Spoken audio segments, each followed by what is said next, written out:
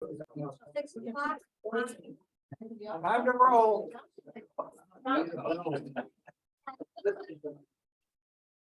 Quiet in the back. Let's go. Here, we're calling the meeting to order and we have the recording on, we're recording it, and we have some people attending via Zoom. All right, we have some attendees on the Zoom. Roll call attendance. Okay, Lee. Present. Catherine. Present. Margaret. Present. Scott. Present. Christina. Diane. Bonnie. Present.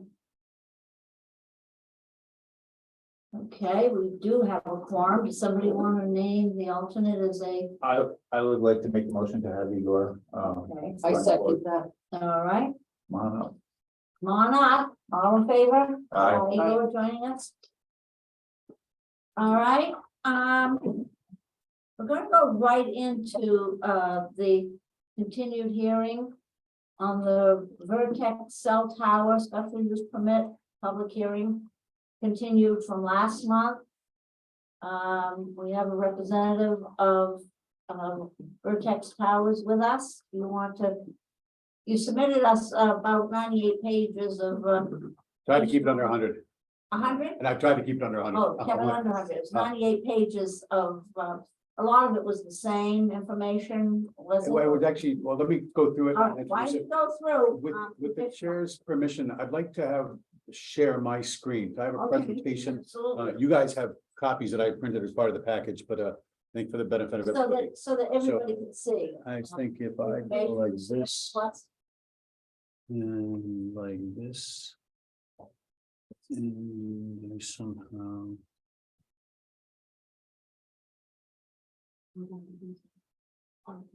oh,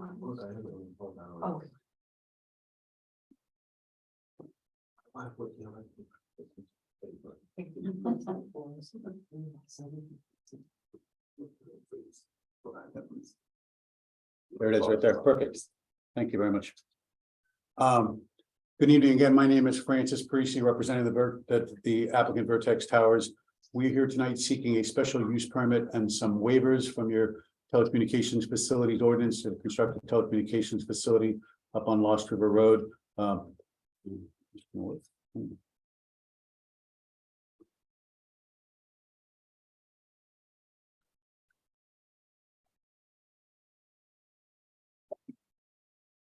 There it is.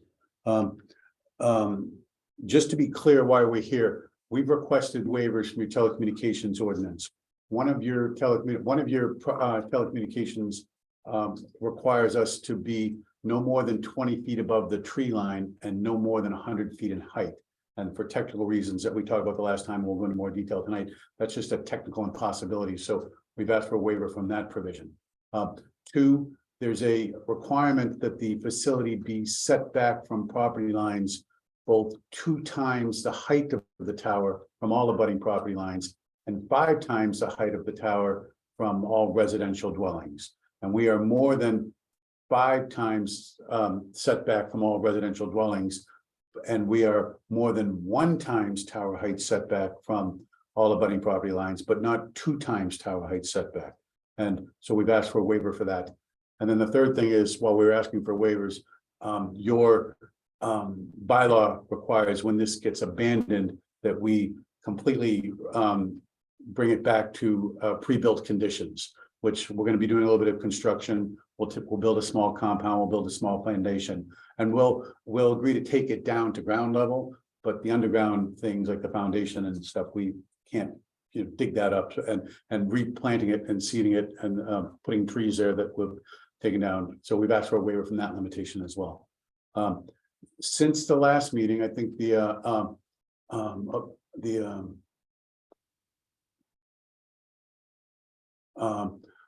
were several questions raised at the first meeting that we tried to address with a lot of supplemental materials, and that's really what I want to focus on tonight rather than regurgitating. There was some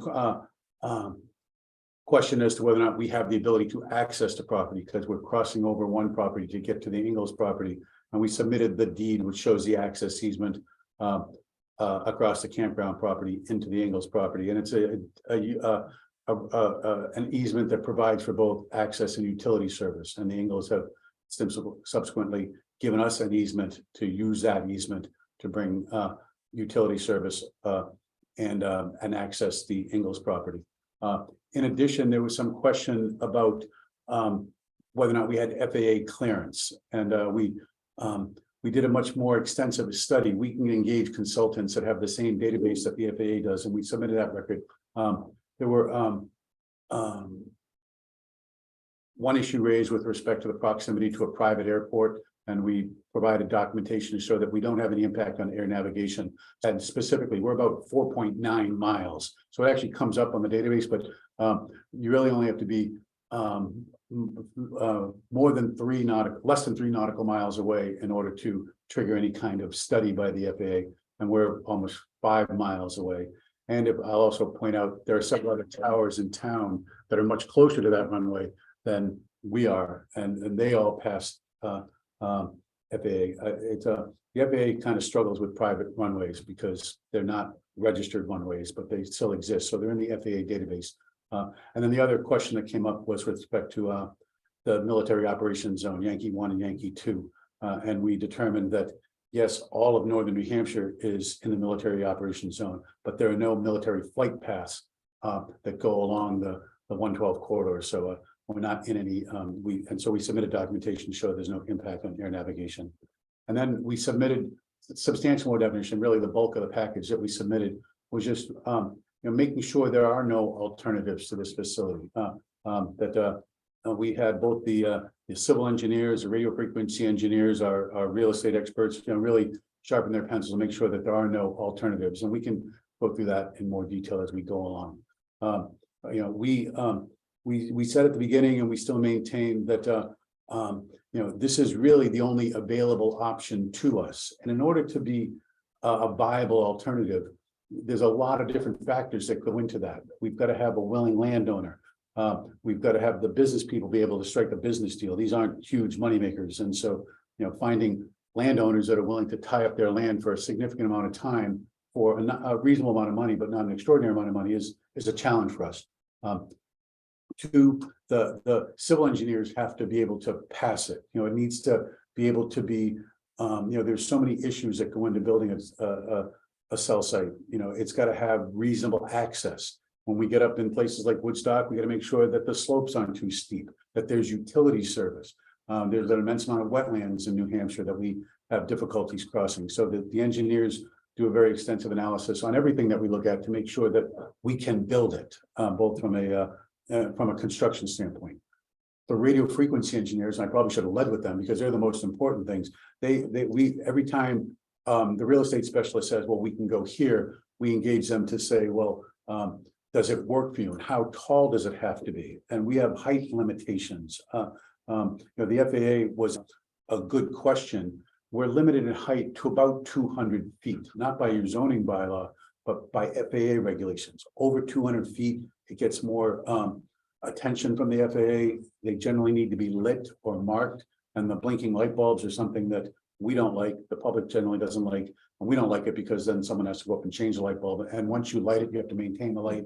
And it's so we try to stay under 200 feet just in general for that reason. So, we got to be conscious of the radio frequency engineers and their needs, but also the topography. And as we can talk about in more detail, that's very challenging here. That 112 corridor is essentially a river valley.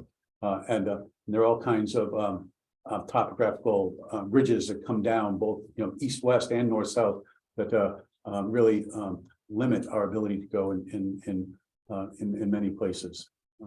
And I just want to point out for the benefit, I see some new members here tonight. We actually were here 3 years ago, 4 years ago, maybe. We had actually proposed a site on the campground property. We had struck a business deal with the previous landowner.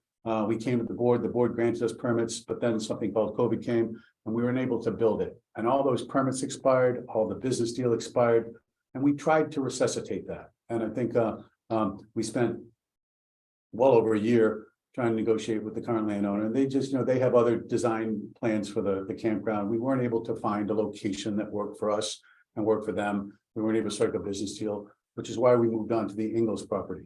That's just, we've spent a lot of time and effort making the Ingles property work, and we believe it's a win-win-win for everybody, as we saw from the photos and the visibility demonstration. It's a less visible site. It's less visible from the campground, all the abutting landowners. It's less visible for the town as you drive up and down Route 112. And it actually works a little bit better from a radio frequency perspective because of the way the topography works. The only downside for us, it's a little bit longer access road, a little bit longer utility run. But we think we've found really the best solution here. And we believe that the campground is no longer a viable alternative at any location, the original location or any other location. I know it's a big property. We looked at it. We submit a lot of data and we can go through that. That there's really no place else to go. The campground property, even though it looks large on a map, it's bifurcated by a wetlands. And so you can't get farther north without a wetlands crossing, which here tonight from the National Forest, wetlands are protected on a lot of different levels.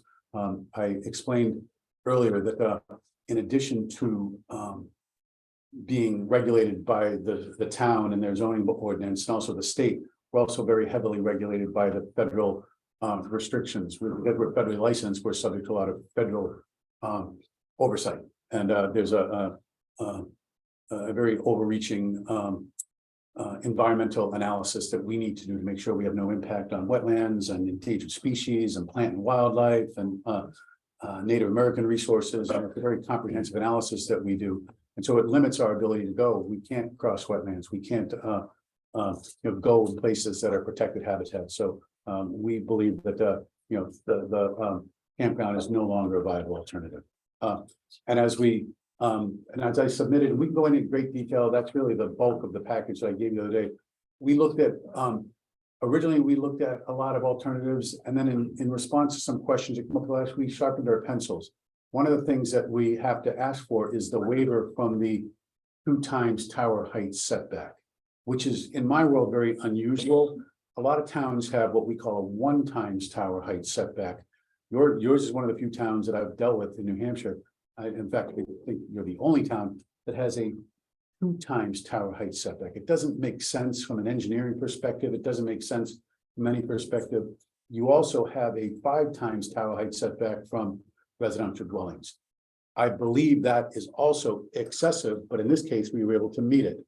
And and I kind of understand the rationale for that, but at the same time, we try to meet it. In this case, we were able to, but as we looked at a lot of other alternatives, we were running afoul of all those different limitations. And then again, with the topographical restrictions, ridges. So we're quite confident that there's really no alternative to this, that we've done an immense amount of due diligence, that we've really made sure that there really isn't anything else. And we submitted, there's a whole bunch of other sites that we looked at originally, and as we added to it. One of the things that we looked at in response to some questions is other locations on the campground property. And as you go higher up the hill, it's counterintuitive. As you go higher up the hill, it actually becomes a worse telecommunications signal because there's 2 ridges that come down. Let's see if I have that map. There's 2 ridges that come down. And so now my point is just to the east of the site and just to the west of the site that block the signal. So we looked at a lot of different places, both on the campground property and all the abutting properties around that. And we submitted an immense amount of data to show that this really is the best thing. We're trying to get down as close to the road as possible in order to cover the valley that goes all the way up to Beaver Pond and then back down to this area where we are right now. And I'll tell you, I just drove up, I got here half an hour early, and it's like clockwork. You drive about a quarter mile past here, and I was talking on the phone to somebody from Vertex, and it just dropped off. And and you can tell, unfortunately I can't do my pointer here, but it's like, right just past here, you're going around a steep curve, and that curve is around a big landmass that is the impediment to the signal. There are ample sites in Woodstock. I think there are already 4 towers in Woodstock along the Route 93 corridor. And so the eastern side of town going towards Lincoln really has great coverage along the 93 corridor and I guess what I would call downtown Woodstock, where the commercial activity is. And but it's really, as you go farther west, going up towards the Lost River, towards Attraction, and then going back towards Haverhill and Bath, that's really what we're trying to cover there. So it's a very linear coverage objective. You know, we have a lot of benefit to the National Forest, but to be honest, the National Forest is our coverage objective because there's a lot more traffic on Route 112 than in the National Forest. You know, there's a lot of case law throughout New Hampshire and throughout the town, throughout the entire United States. Towns have struggled with this. Can't you go somewhere else? Can't you go somewhere else? And you know, so it requires us to do a lot more due diligence, but there's a lot of case law that says the hope that there's somewhere else is not a reason to deny this site. Just because it's not the perfect location doesn't mean it's not the only location. And like I said, I think we've submitted an immense amount of detail to support that this really is the only alternative. The other thing that came up during the last thing is whether or not there's an effect on property values. And you know, there are already, I believe, 4 towers in Woodstock. There are probably, I want to say 400, but I bet you there's hundreds of similar towers throughout New Hampshire and tens of thousands of similar towers nationally. And there's been a lot of research done on that. You know, we need to show to support the waivers that there's no effect on property values. And the New Hampshire Supreme Court, as part of a site in Londonderry, about 15 years ago, did an immense amount of research as part of that, and looked at an immense amount of reports, looking at a variety of different towns throughout New Hampshire, both rural, like Woodstock, more suburban, closer to Massachusetts, and the urban core, like Manchester and Concord. And you know, the New Hampshire Supreme Court said there's no data to support any effect on property value as a result of cell towers. I wish I could get someone to say that there is actually a diminution of value to tower by not having cell phone coverage, but it's really kind of anecdotal, and I can't get an appraiser to say that. But you know, to be perfectly honest, I would think that would have an effect on people not having cell phone coverage as opposed to people that have some limited visibility or proximity to a cell tower. You know, I spoke to the tax, actually, I think it was a town clerk, but I think she was the most knowledgeable person in town, just to see there's already 4 towers in town. And I said, have there been any tax abatements requested or granted as a result of the proximity or visibility of those towers? You know, there's a tower, I think called Grandview, just south of the intersection with a traffic light.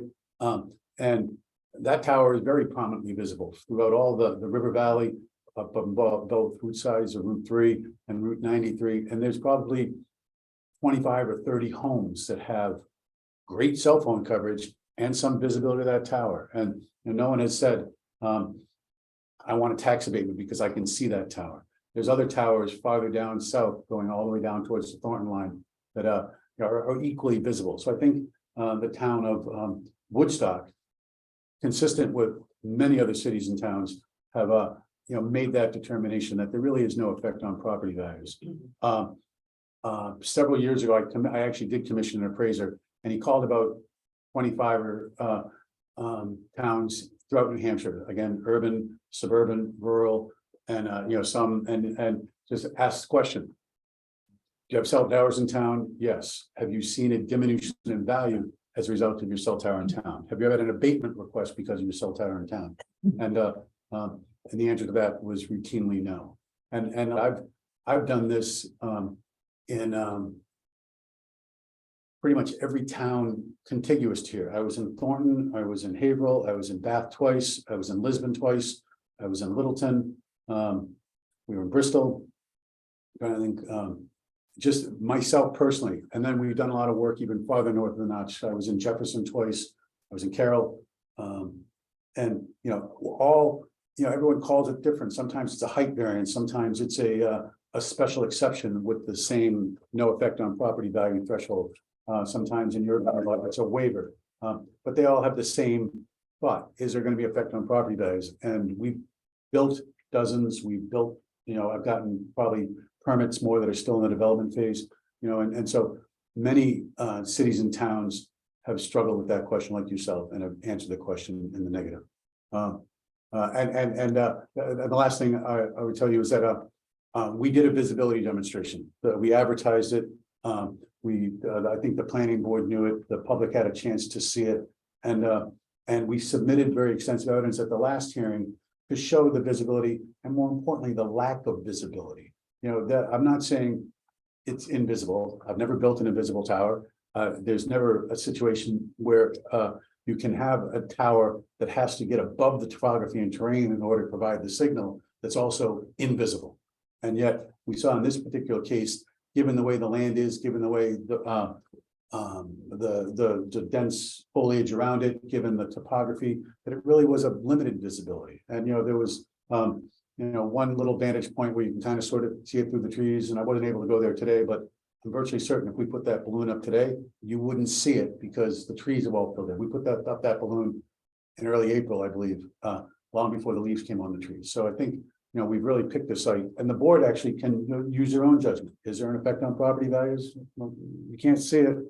How can there be? So I think there's and like I said, I personally have been involved in dozens and dozens of these similar facilities, including, like I said, 2 in Lisbon, 2 in Bath, 1 in Haverhill, Thornton, Bristol. I just picked all the towns that I knew were contiguous to here. We have built towers in a lot in southern New Hampshire and rural western southern New Hampshire, Antrim, Sutton, New Ipswich. We do a lot of work on the coast. We just got 2 approvals in Kensington. We're going to Northampton next week. Built towers in Stratham and Exeter and Raymond and Brentwood and Barrington. And so, we've built very, very identical type facilities, identical in height and style. There's really only a couple of, height and style are very site specific, but they're all within a range. And, towns have pretty much asked and answered that question. The other thing we talked about, there's no impact to air navigation. We engaged very extensive aviation consultants to look at this. They have the same database that the FAA uses as part of their analysis. The FAA doesn't get involved. They don't approve or disapprove things. They just simply say whether or not it requires 1 registration and 2 extended study. I will tell you, we built a site in Bristol, and there's a small airport in Bristol that we were close to. The town begged us to come there, and we're in a straight line from the runway, and the town said, make it work. And so we actually had to meet with the runway, the folks at the airport. The town really wanted the site. Bristol was in a bowl.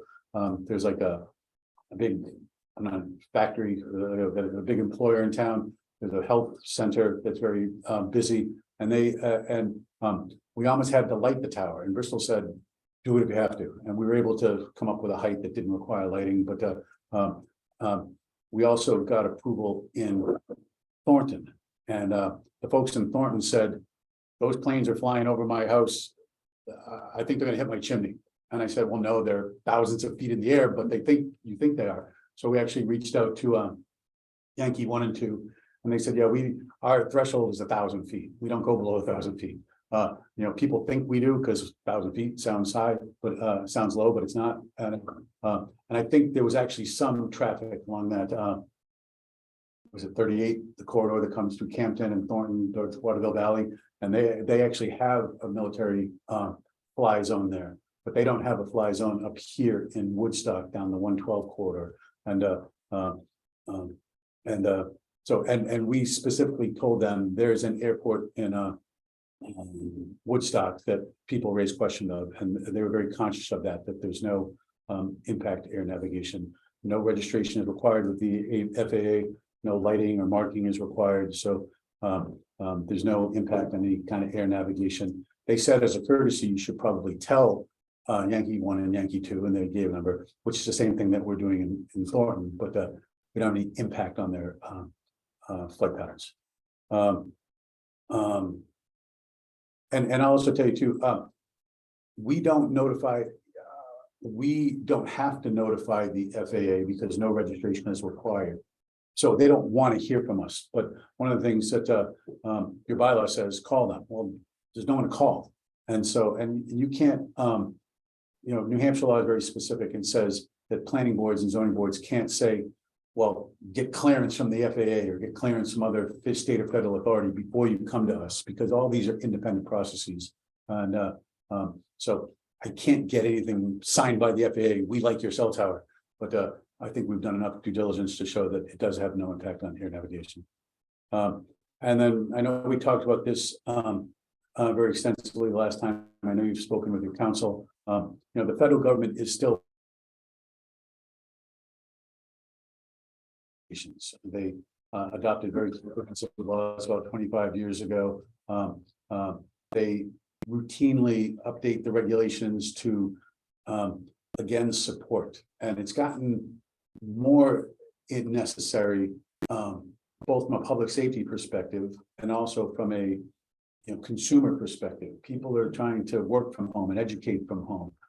Tourism is a very big part of your economy up here in Woodstock, and people want their cell phones. Public safety, I think we routinely get asked, can the fire station put antennas on the tower? And we always say yes, because quite frankly, it's a win-win for us.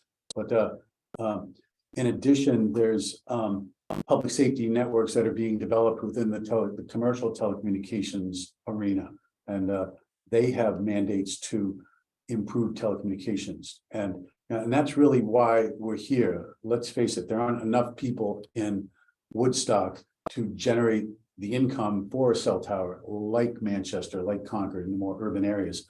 But because of the public safety necessity, we're told to actually come here. We go to more rural, that 10 corridor that comes across from Haverhill, from Littleton to Haverhill. That's a lot less travel than 112, and yet we've got 5 sites along between Littleton, 2 in Lisbon, Bath, and 1 in Haverhill to connect all the way up so that you can have a continuous signal all around there.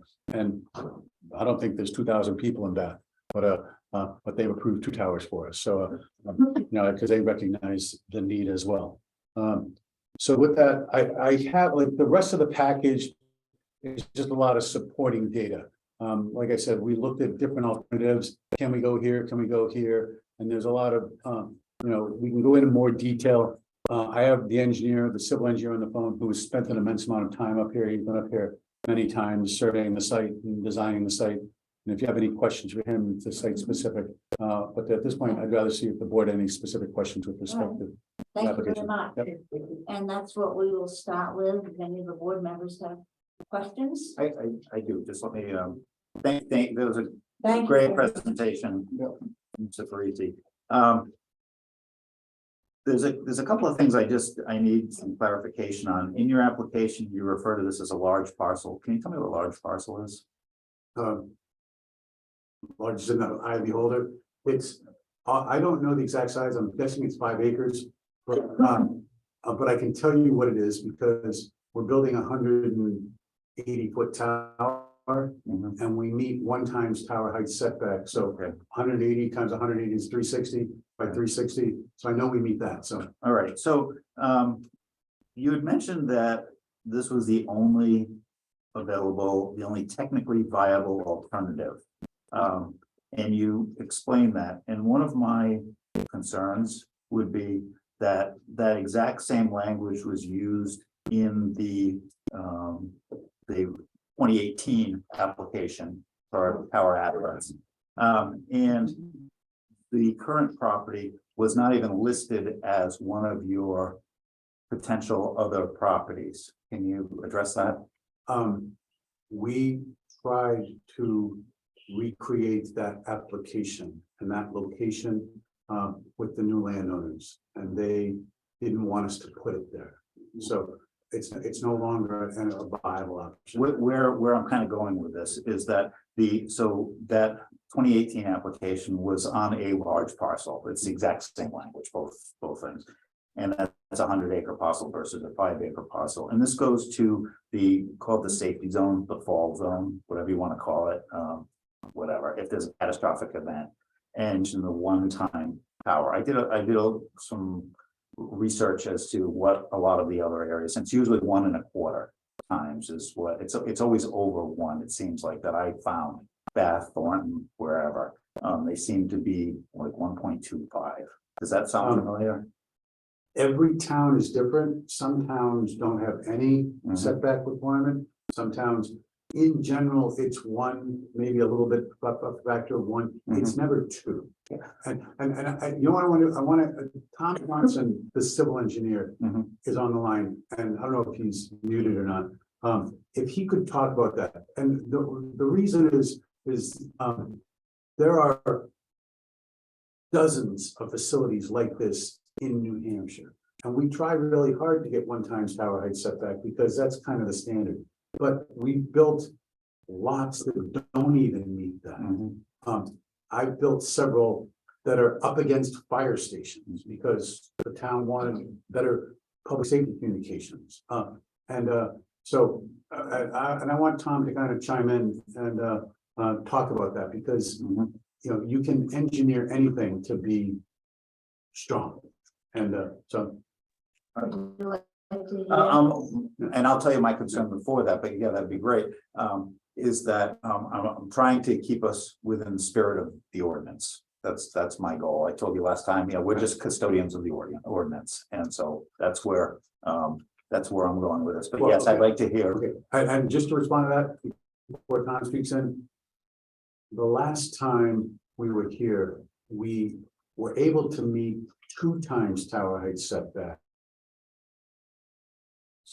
And we sought a waiver and got that. In this case, we moved it farther away. Because it was a larger parcel, and in the event that there was an unforeseen catastrophic event, it would fall on that one parcel. Okay, and we don't know what an unforeseen catastrophic event is because it's unforeseen. So that's where I'm going with this, is that if there's a crumple, that it's going to land in this parcel, and how can we protect ourselves within the spirit of the ordinance and the abutters? That Tom's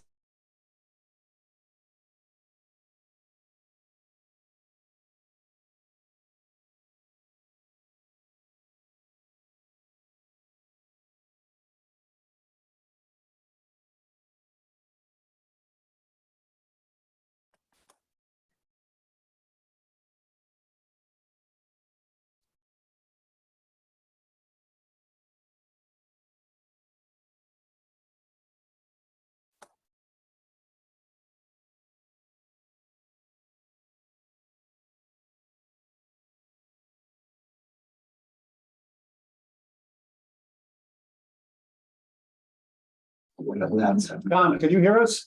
I can, yep. Oh, yes, there it is. Okay, Sorry about that. Froze up for a minute. Okay, Tom, there was a question raised as to, I believe we are seeking a waiver from the 2 times tower height setback. And we do meet 1 times tower height setback, but not more than 1 times tower height setback. And I think it's close, but not, it's not 1.5 times. So, yeah, and a board member asked, about the safety aspects of that, if you could respond to that. Okay, sure. Yes, just to introduce myself, my name is Tom Johnson. I'm an engineer with Proterra Design Group. I'm done a lot of work in the telecommunications industry over the past 23 years. I believe the number that we currently meet is 189 feet as it's currently proposed. That's from the closest edge of the tower to the closest property line. I understand the concern about meeting the spirit of the ordinance here. Generally, what Fran and I run into is the concern is that if in some catastrophic event that this tower were to fall over, would it be contained on the property line, within the property that it's on? And as we've cited this tower, it would be, and at 1.0 times the tower height, if at the absolute worst case, it catastrophically failed at the base of the tower, the way we've placed it is that it would fall on the locust property line. That all of that being said, a tower failure is actually very, very rare event. The towers themselves are designed very site specific and are designed based upon a set of codes that are specific to this location and not only specific to the wind and ice that is expected here, but also on the underlying soil. So even though we're talking about catastrophic events, that's a very rare occurrence in this industry. So this concern about meeting the intent of the ordinance, well, I think we do, in that if it did fail, it would be on our locust property. I don't think that the tower itself would pick up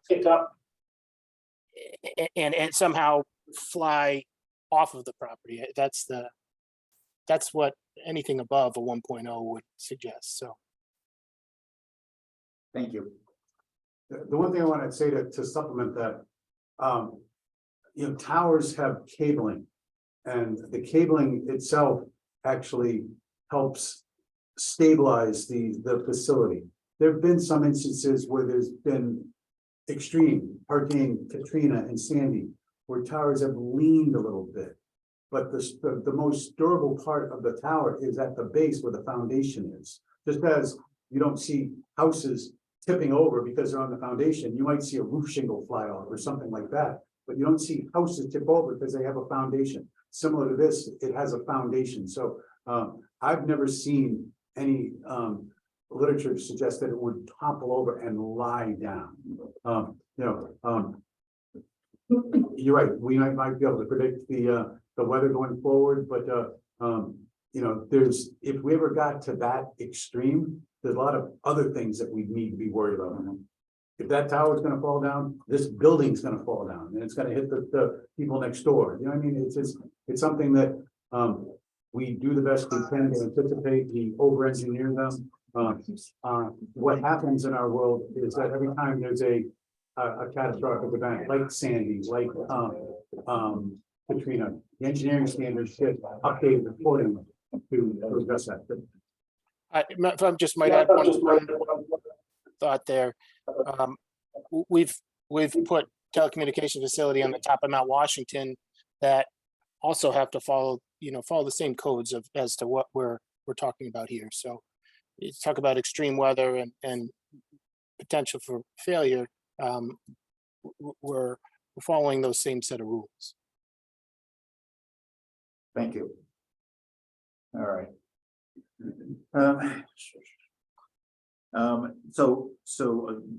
Going back to the viable, moving away from that, the no viable alternatives. In your previous, not the updated application, but the original application, you had some White Mountain National Forest information and or locations, and the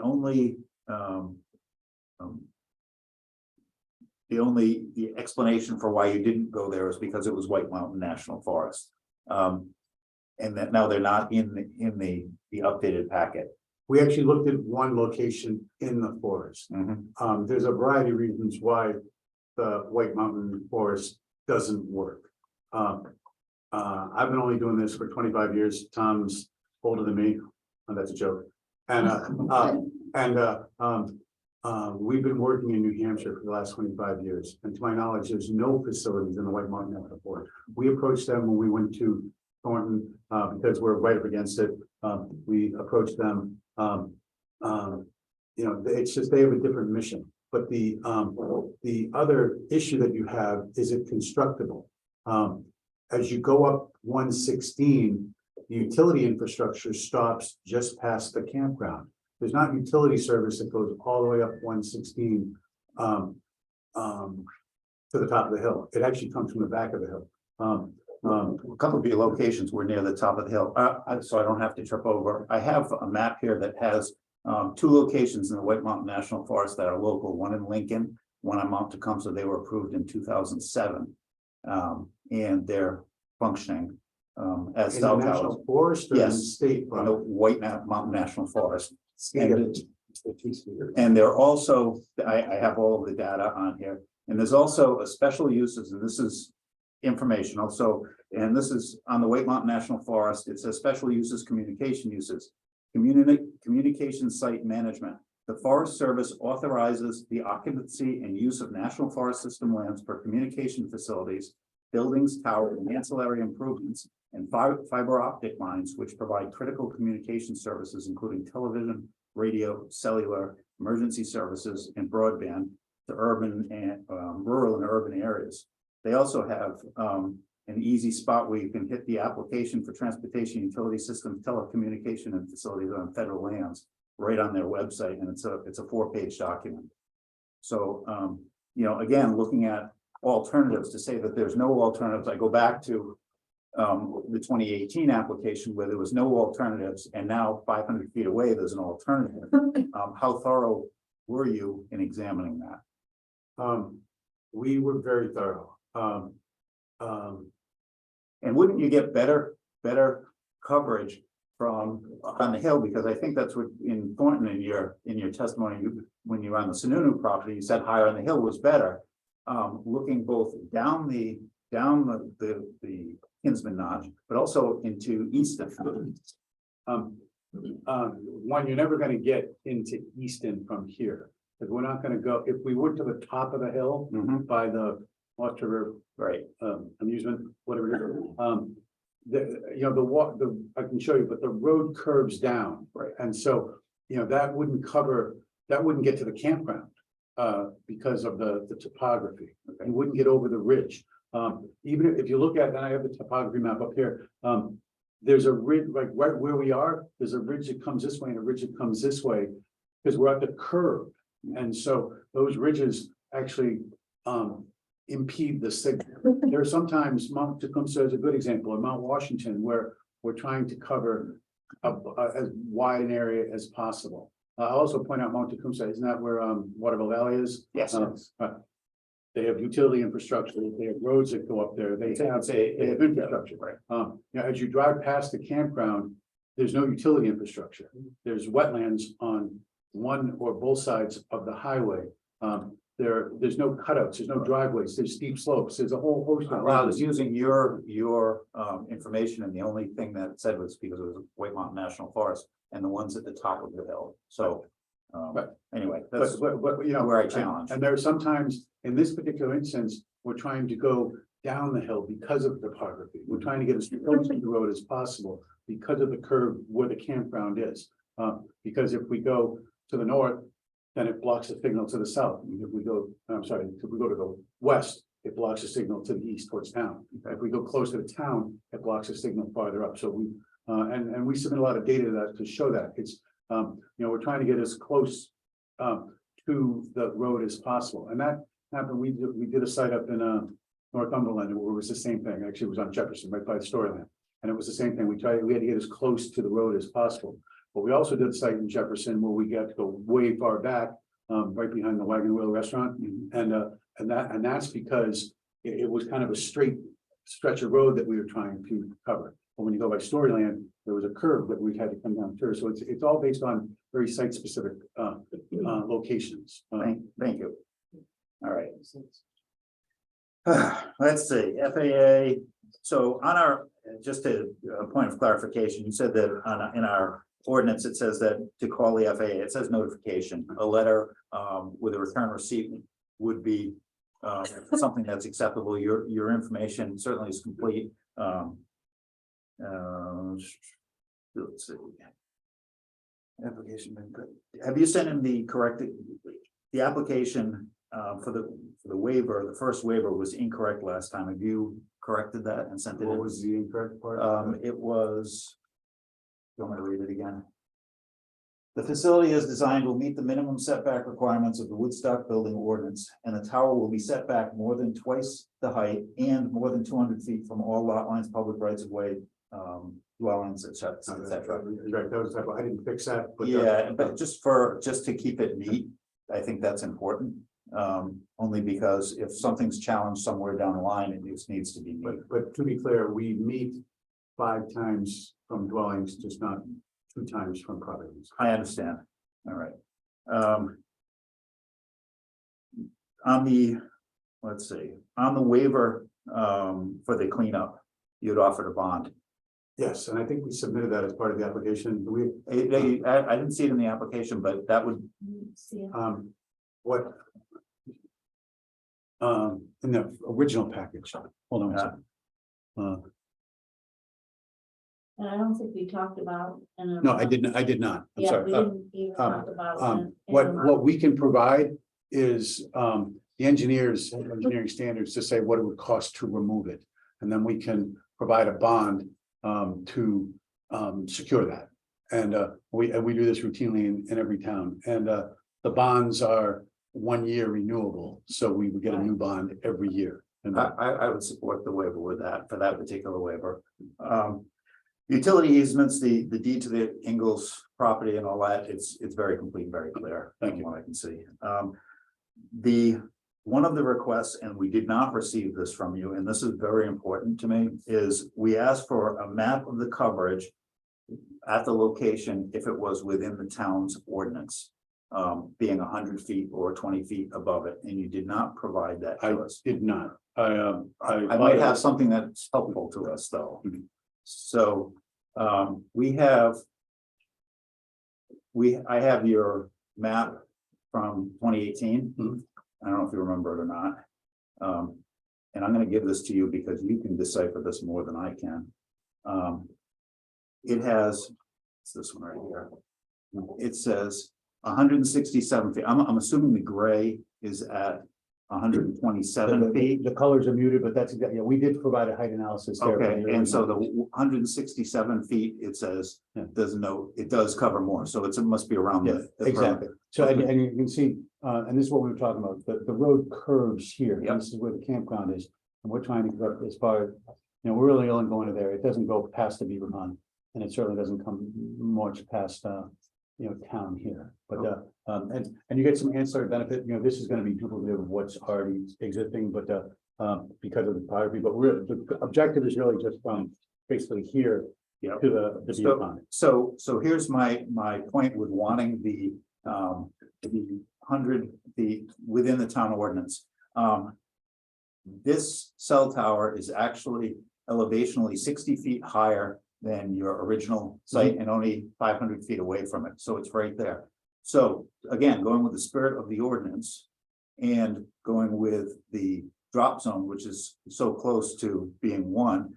And this coverage showing that at 107 feet, we would be really at the same as 167 feet here, where we're able to reduce the height of the tower.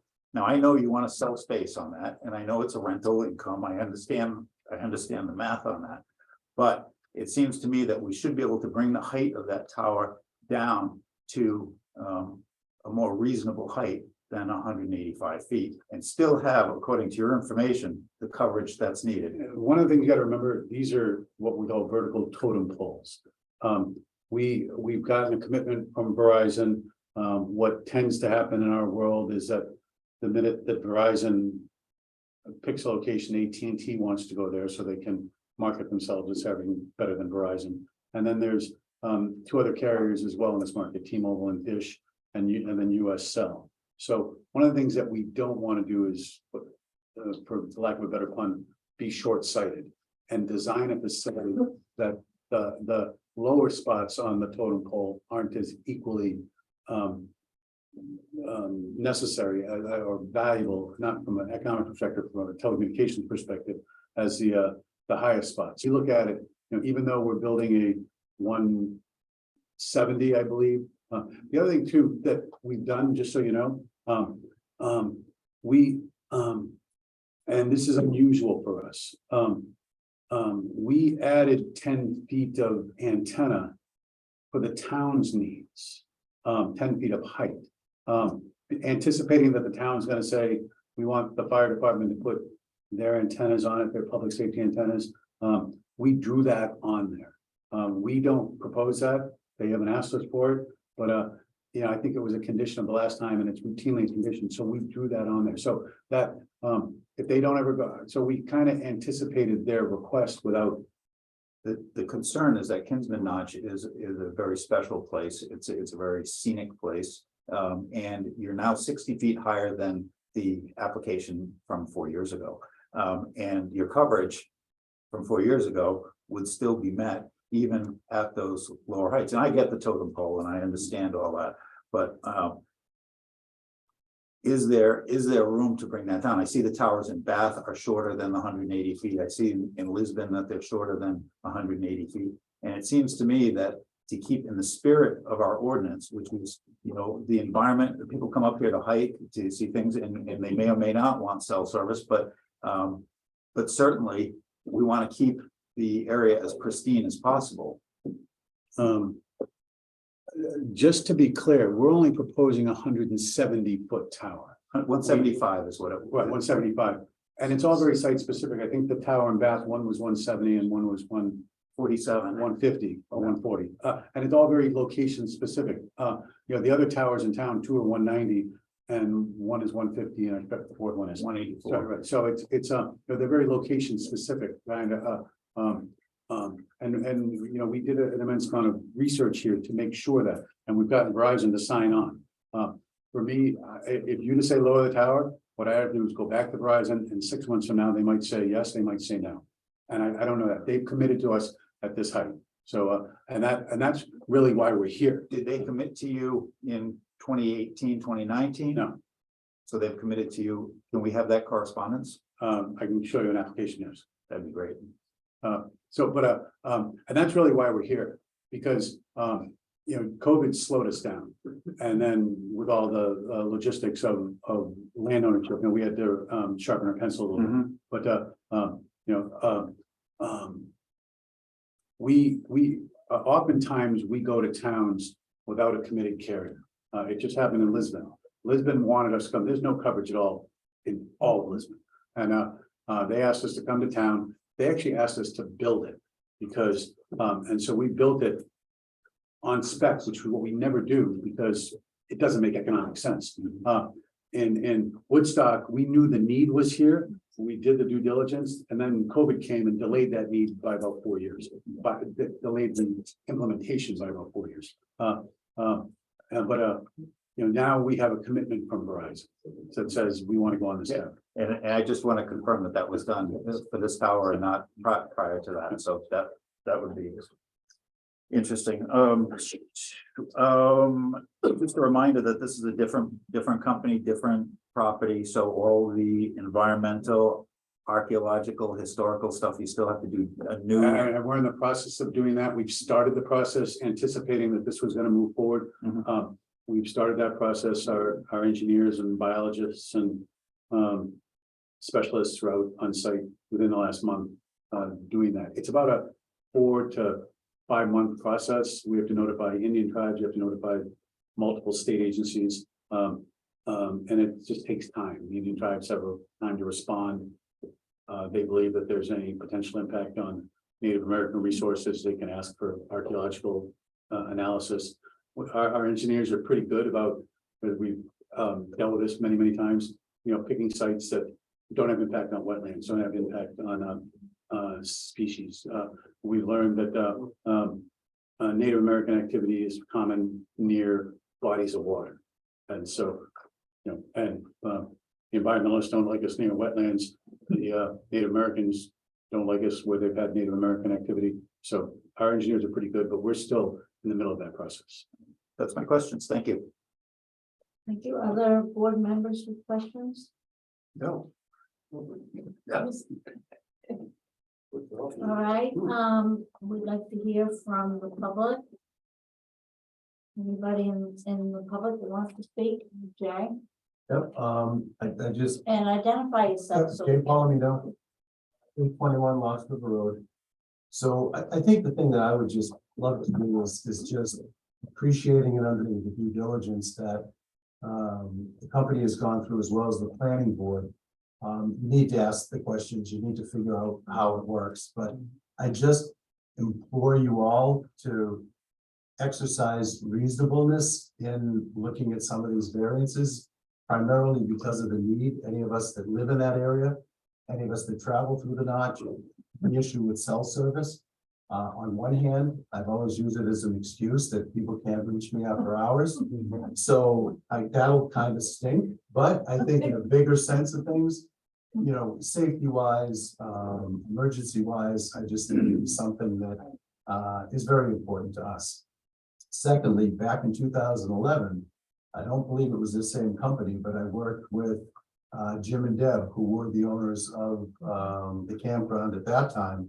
And the one thing I can say is we worked on that over a year. And that same area that these folks are looking at was what they considered as well the best area overall for being able to get the reception and being able to handle what they're looking to handle. And I think in answer to your question, Lee, I think those variables change, and you say if there's somebody who's saying, yes, you can have your tower here, and then that falls off the table. I think it's reasonable to think, okay, well, here's another perfect example. So I think I saw that back in 2011 as well. So again, I just know how much it's needed in that area. And so, as I said, whatever you can do to be reasonable and what you can, how you can respond to what they're looking for would be greatly appreciated. Thank you. Yes. So why? Can you, Oh, can you identify yourself and address the the question to the chair, please? I'm sorry? Can you, introduce yourself and address the question to the chair, and then we can seek the answer from Jay if that's I just have a question. necessary. Do I have him? Ask to the chair, please. So if they're saying that in 2011 that why did they? So I'm Lisa from Lost Grove Campground. Why did they propose the permit on the lower site versus the original where the Ingles was at? Do you know what I mean? Like why did they originally go right to the Ingles tower area instead of going right to the lower site where it proposed to? The reason why we didn't want to put the tower where it is the original time, because we were also told the only place that they can put it, that's the only place that, we kept on hearing that over and over and over again.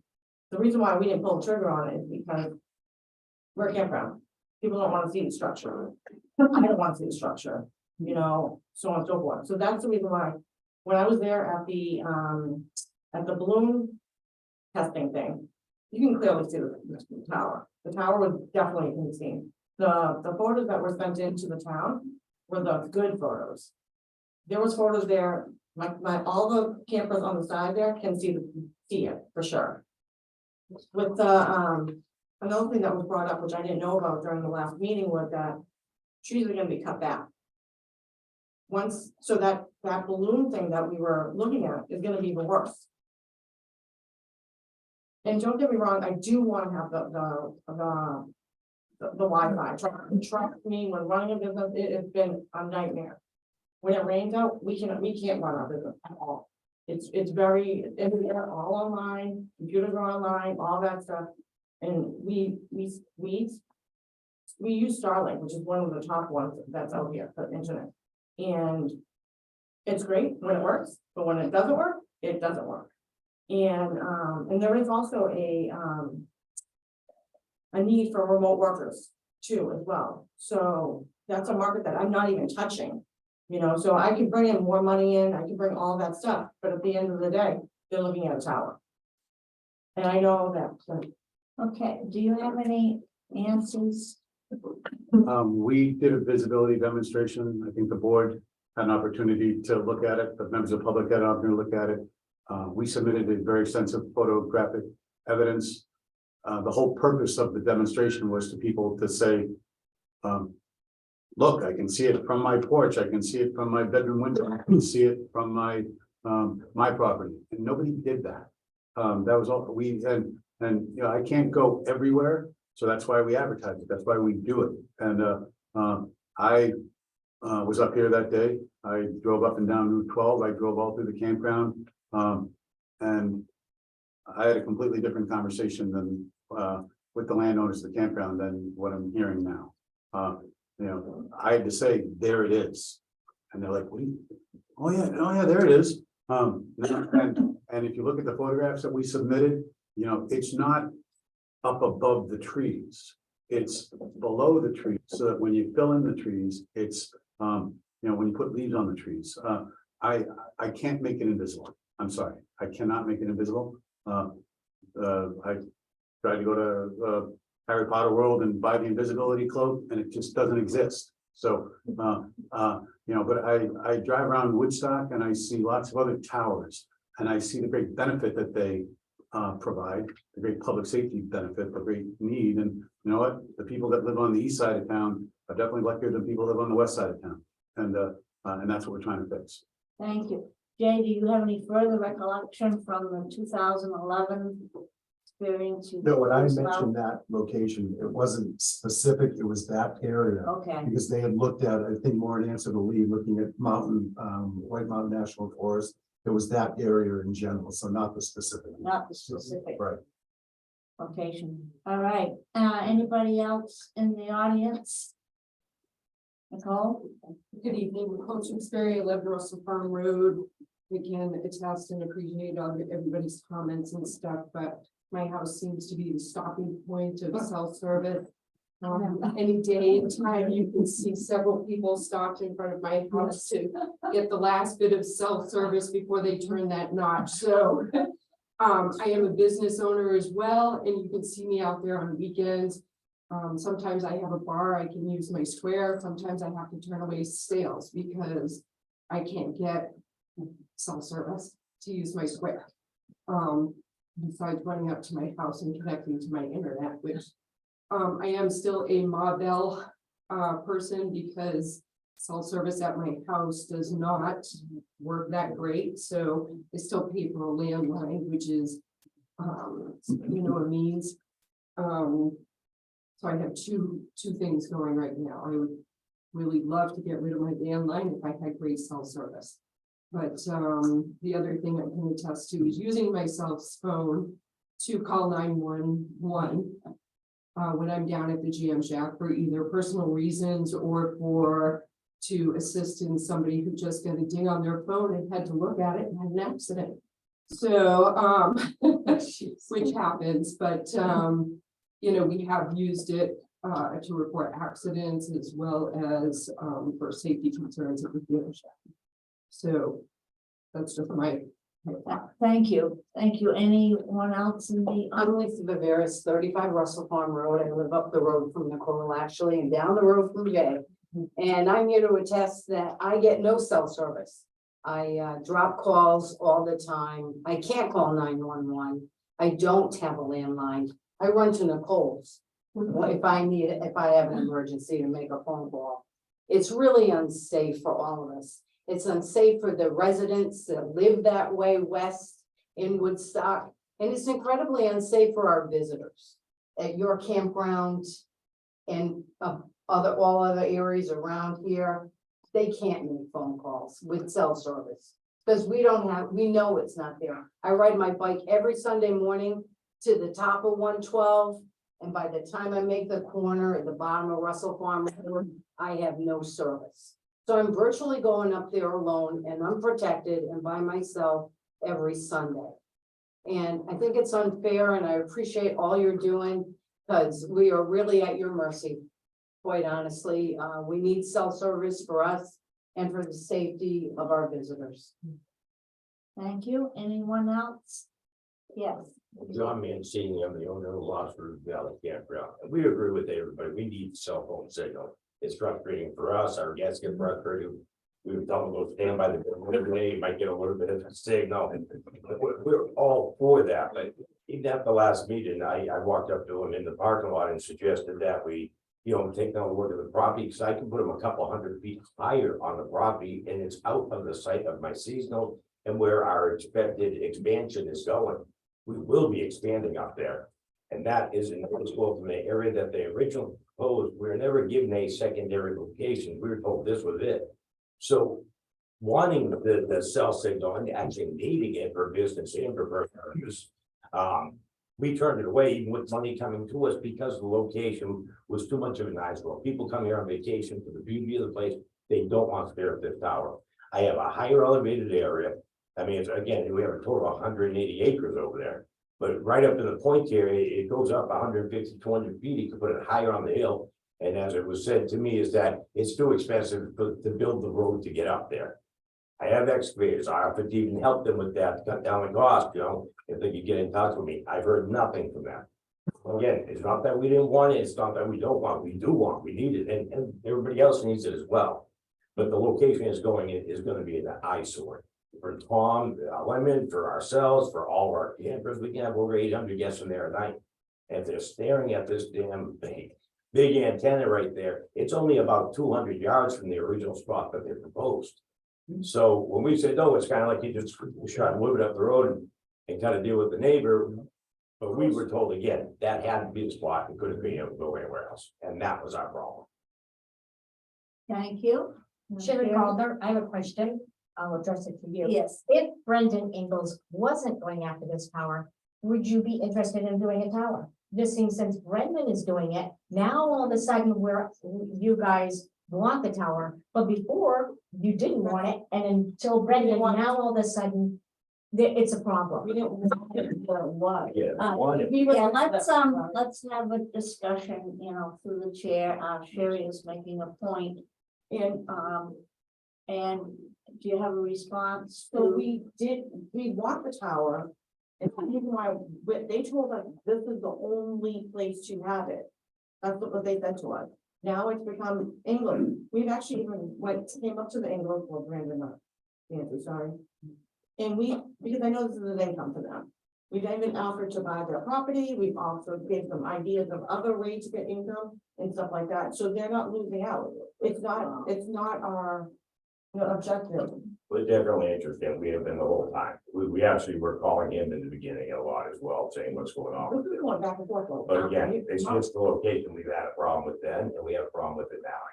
And if you've done some other balloon tests elsewhere in the property, which I asked him after the last time we were here, and again, we've heard nothing. I mean, to move a couple hundred yards is gonna affect our business, and it's gonna affect the view.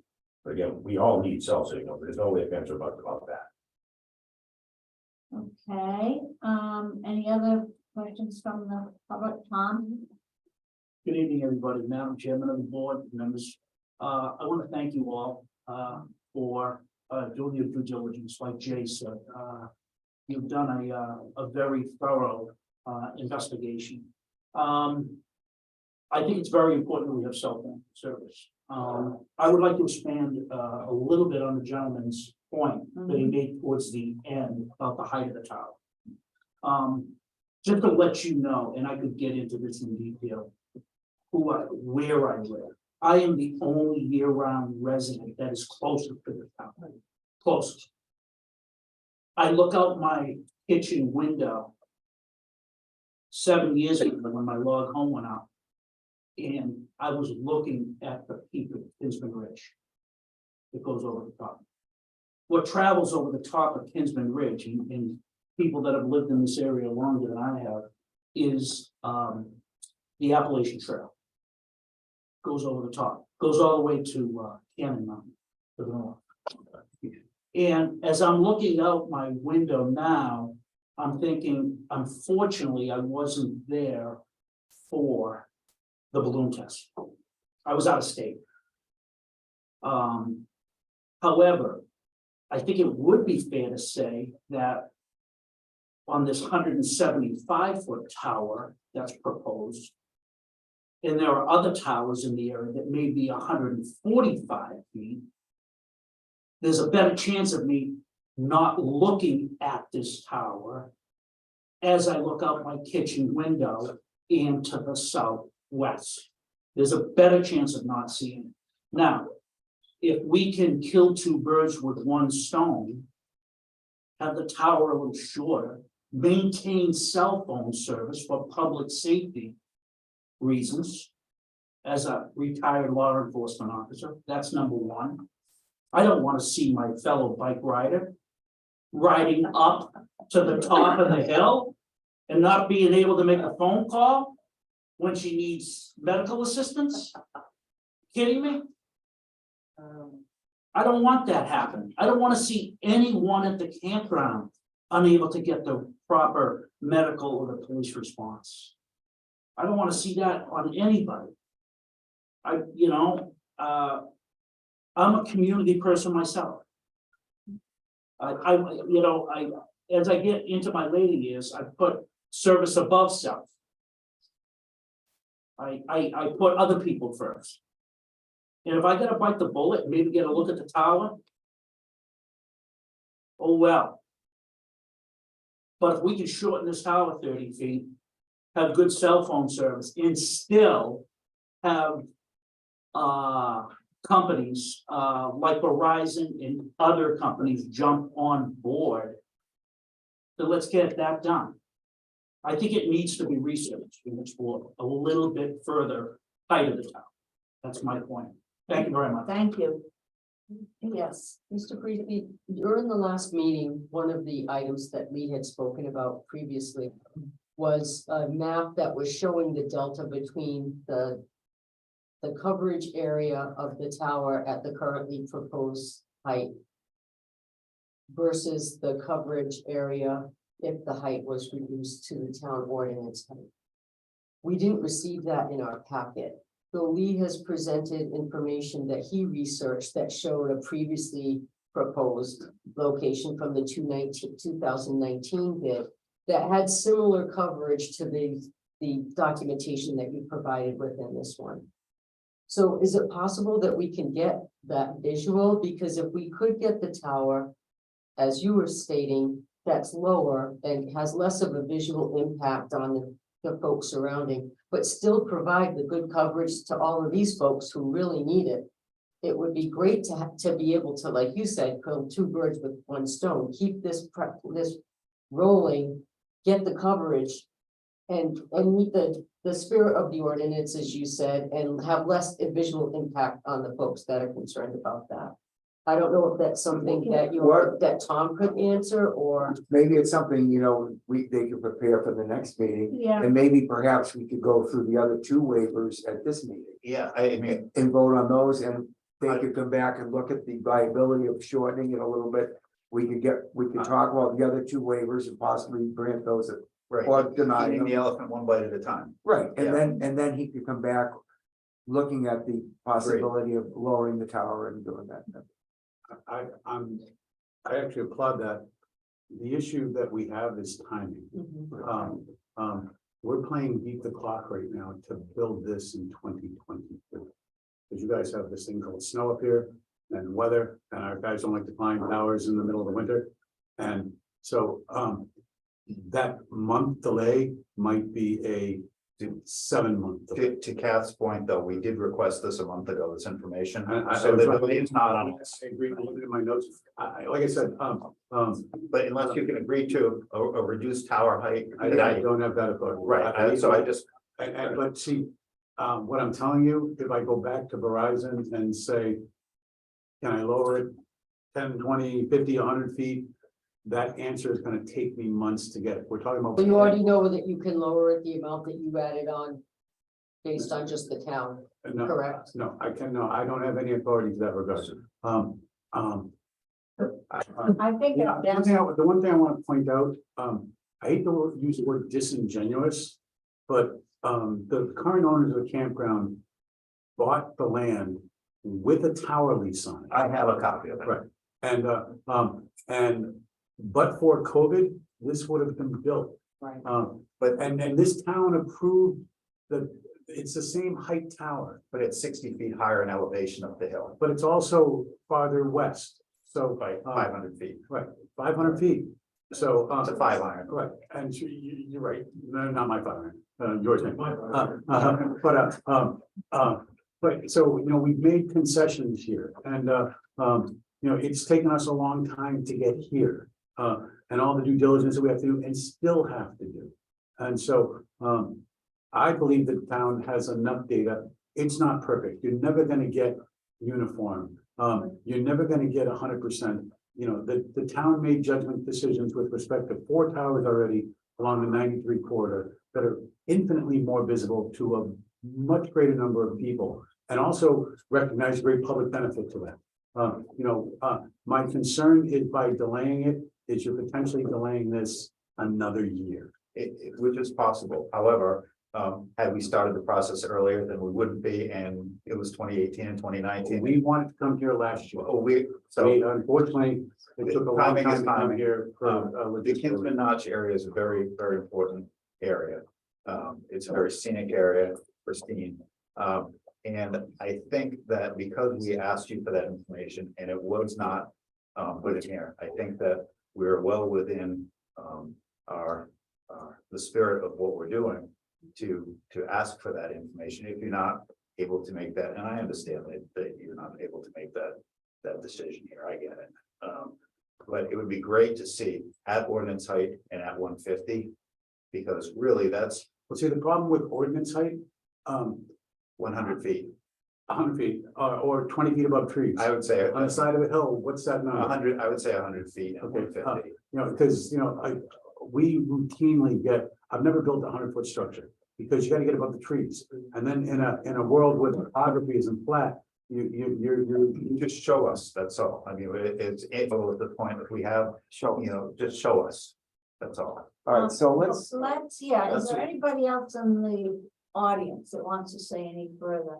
So I think we're at this point, we either go forward with a vote on this. I think- Or we well, ask for continuance. well, I think we can go through and vote on these now, body, Um, I What is I think we need to see a sense of the board, whether we feel that continuing the meeting, say 2 weeks, maybe not a month, but 2 weeks to seek answers to these questions and probably some of the folks in the audience.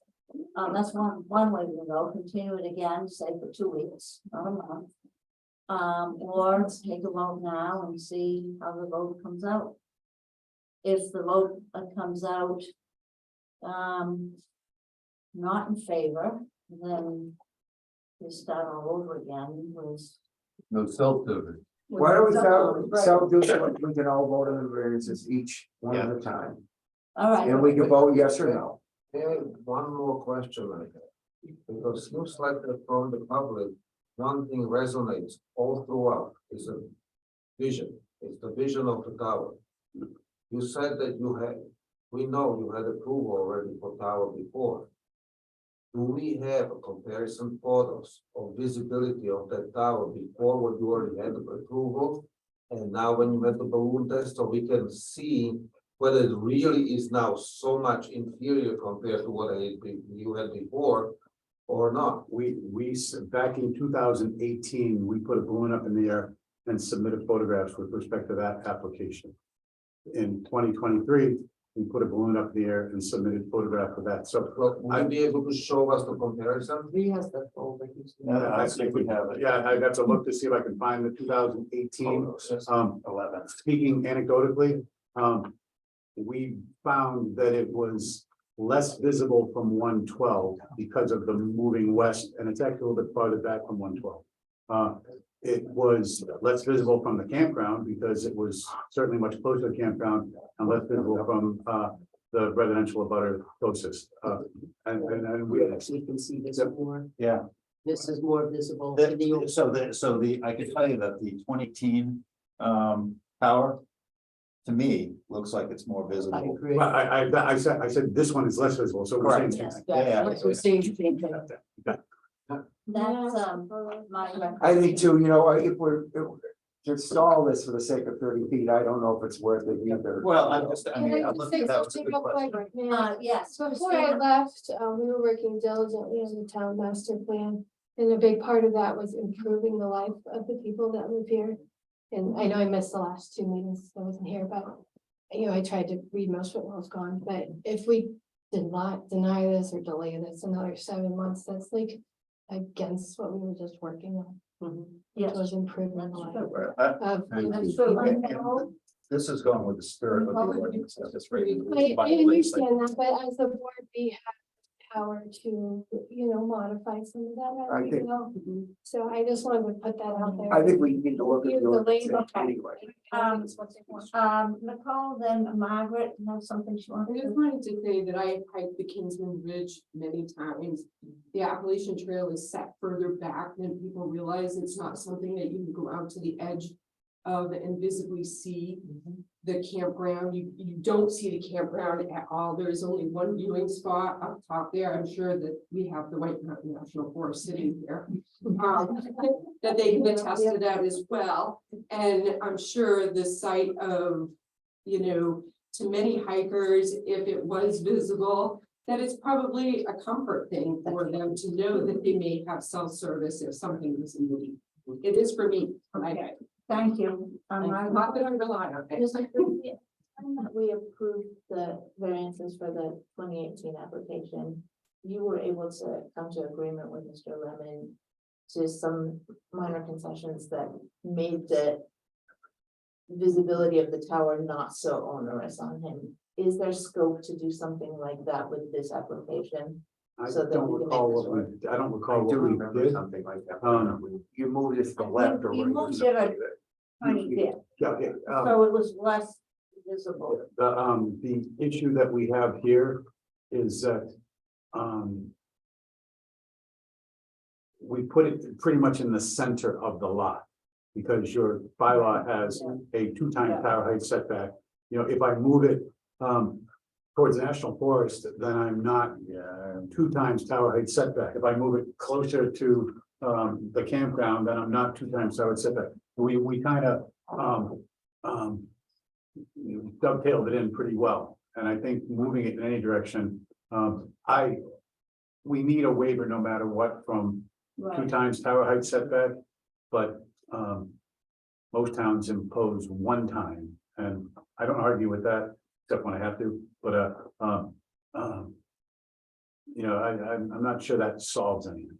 Can we, I have a question. The other towers we have in town seem to provide space for a variety of telecommunication. And we have in our ordinance, and never mind it's state policy, federal policy, to kind of coexist on one tower. All the service providers that want to do business in that particular area. I'm just wondering, the amount of space that, let's just say Verizon is interested in coming, or are there others? And if the tower is 100 feet, is there room for the others, or do we end up with another tower, or what happens if others want to join? I'm very certain the plots will show that a tower of 100 feet won't work. And the reason is, like, you're in a non-flat world. So, you know, the fact that it might be above the trees in one location means it's below the trees 25 feet away, depending on the topography. And so anytime we see any kind of lower or anything that's tied into the tree height, we request variances from. 2, and I think, I'm sorry, Mr. Lee, had asked a question, and we have relationships with everybody. The tower in Bath was, the primary tenant was AT&T. The tower in Haverhill, the primary tenant is T-Mobile. This one, the primary tenant is Verizon. But in order for us not to be, again, short-sighted, bad pun, we design it with the height and the structural integrity for multiple telecommunications companies, because you're absolutely right. Like, once one is there, the rest of them want to be there from a marketing perspective. So, we will build it when one person commits. Verizon is committed, we're going to build it. But we find that within a very short amount of time, and it's already happened. We built the tower in Bath a year and a half ago, and already Verizon is going on that. And it's happened in the one in Bristol. There are 3 different tenants on, because that was built about 3 years ago. So it just takes time to get everyone to focus on the same location. And you know, one of the, you know, I keep using COVID as an excuse. It's really the supply chain. You couldn't get electronics. So a lot of people, you know, there's been a huge demand, like a pent-up demand for telecommunication sites. The need was there. They couldn't get the electronics. We couldn't get the steel, and that's all been rectified now, which is why we permitted a site in Haverhill about a year ago, and we just got a commitment for that. So we're moving forward with that. We have a second. We built one tower in Lisbon. We have another one that we should be building before the end of the year. We've got one in Littleton up by the hospital. It's just, you know, things that we've been working on for 4 or 5 years just coming to Yeah, fruition. I just wondered, because I know we request all the time for the other 4 towers to add another piece of equipment. take one down, technology, So I- there's that another one up. So our other towers have, are used by several providers of service. And I just wondered, how much height you need, the distance between, how many, pieces of equipment can you hang on? In general, they're From the about, tower. we lease in 10-foot increments. Yeah. And so when we measure if it's attached to the middle, so the antenna is kind of attached like this. So, and basically the antennas are about 8 feet tall, they need to be separated so they don't interfere with each other. So every center line is about 10 feet. So on a 175-foot tower, that means that we'll have antennas at 170, 160, 150, and 140. And maybe 130. As you lower that, if you lower the top, then the bottom gets lowered. And then you get to a point where it's not valuable for them from a telecommunications Right. perspective. I just, And so when I say we don't want to be short-sighted, that's what happens when towns say, build it to 100. But this means someone's gonna knock on your door next year and say, we can't go on that, that's worthless to us. From a telecommunications perspective, we want to build one next door. Or we want to build one down the street. So the town was very thoughtful when they built the towers along the 93 corridor, and that's a very long stretch. Woodstock's very large geographically, as you guys are aware. From the Thornton border going all the way to the Lincoln border, there's 4 towers there that cover that whole stretch. And as you look at them, they're pretty mature.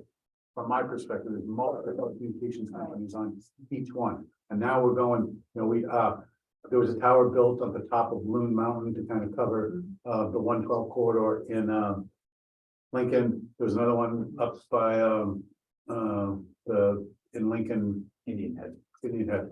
I was thinking of to cover that part of Lincoln. We've got this one in Woodstock, and then our real focus has been the 10 corridor across from Middleton to Haven. all right. Can we What does vote the- on the yeah. ordinances one at a time Yes. for What waivers? does the board want to do? I don't think anybody's gonna change their mind Do at you need this to make a point. motion and somebody Yeah, second it? Yeah, Yeah, I make a motion that we vote on the waivers one at a time. yes, I second it. all in favor? Aye. Everyone in favor? Okay, and you want to take them in any, One, Start at the top. start at the top. I agree. okay. The first one is facility is designed with the minimum setback requirements of the Woodstock building ordinance, and the tower will be set back more than twice the height and more than 200 feet from all lot lines, public right of ways, and dwellings and residential buildings. Is this where the correction needs to be? And yeah, I would say that the caveat on this is that the correction is made and put in within the next 7 days. Yeah, okay, Okay. Yeah. All right, does someone want to make? I'll make the a motion. Lee makes a motion that the correction in the language for criteria, number 1, allocation, we need to receive it within 7 days. but we can vote on it. And Yes. we can vote on, we have to go down through, all of the requirements, for granting a waiver. And those are, let's see, where is it? And this will go for all the waivers. Um, I repeatedly one. let's see, where is, I know. But where is the list? It was number 5, I think, and then,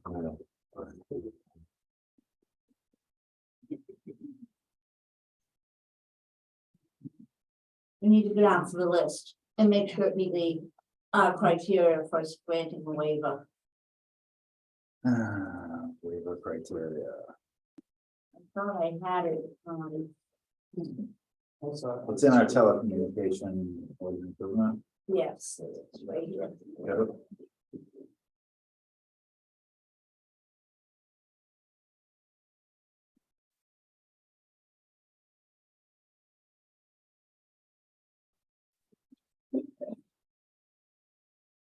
No, not finding it. Okay, here we are. Number 1, and we have to consider all of these criteria before we grant the waiver. Number 1, no lessening in value will be suffered by surrounding properties if the waiver is granted. Can we Agree? Yes. Okay. Number two, granting the waiver will not be contrary to the public interest. Yes. So, no. Denial of the waiver would result in unnecessary hardship to the owner seeking it. Yes. By granting the waiver, substantial justice will be done. Yes. The use is not contrary to the spirit of this or other Woodstock land use ordinances. Yes. Yes. Okay. So we can find that the criteria for waiver has been met. So do you want to Made make a the motion? motion to approve the waiver, based upon getting the corrected language and it's within 7 days. Yes, I'll make that And motion. having met the Right, and the- criteria. Criteria. The criteria. correct. All right, is there a second to that motion? I second. Second, do you want to take a roll call? Margaret, Yes. Lee, Yes. Catherine, Yes. Scott, Yes. Christina, Yes. Bonnie, Yes, and Igor. Yes. okay, we have granted the first waiver, the second waiver requested is a height limitation. The facility has been designed to be the minimum height necessary to achieve the coverage objective and also facilitate site sharing and co-location. Given the height and density of the area tree canopy and the area terrain relative to the height and structural capacity of existing utility infrastructure as well as the technical requirements and limitations of wireless carriers. The facility represents the only technical viable alternative to achieve the coverage objectives and satisfy all of the other requirements of the ordinance, including facilitating site sharing and co-location. To achieve the requisite coverage objective, wireless carriers, the facility will be 176 feet tall, 185 feet to the top of the highest. Accordingly, the applicant is respectfully requesting a waiver from this provision of the ordinance so that the applicant can construct the facility as proposed. So we will go down through the criteria. Let's see. Those again, here we are.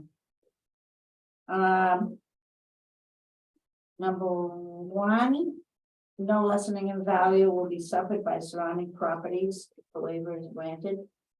No. No. Granting the waiver will not be contrary to the public interest. No. Denial of the waiver would result in unnecessary hardship to the owner seeking it. Yes.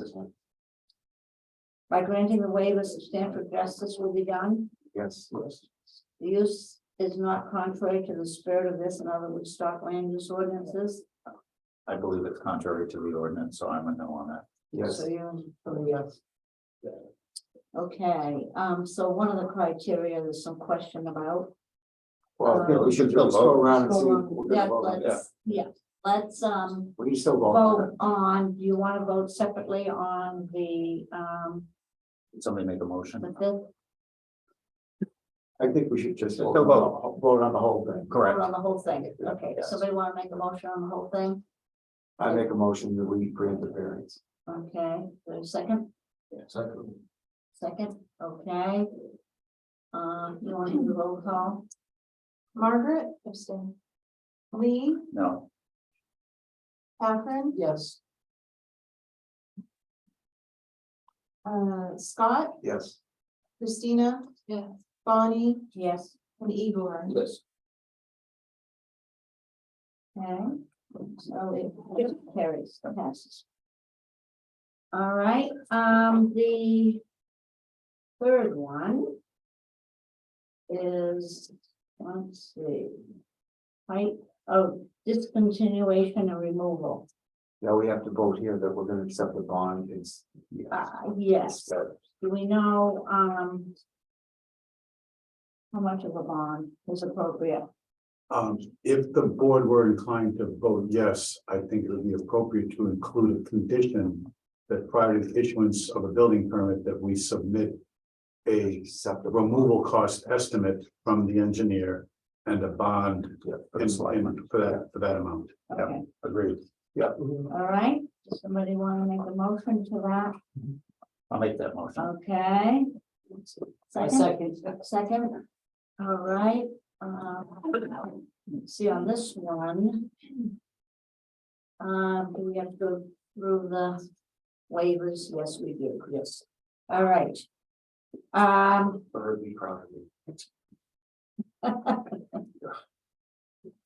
proud of me? Laura. Laura would be very proud. That's doing it this way, going right down through the list each time. She'd be very proud of us.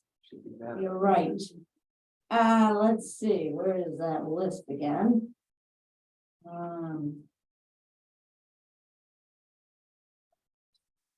Here we are. Let's see.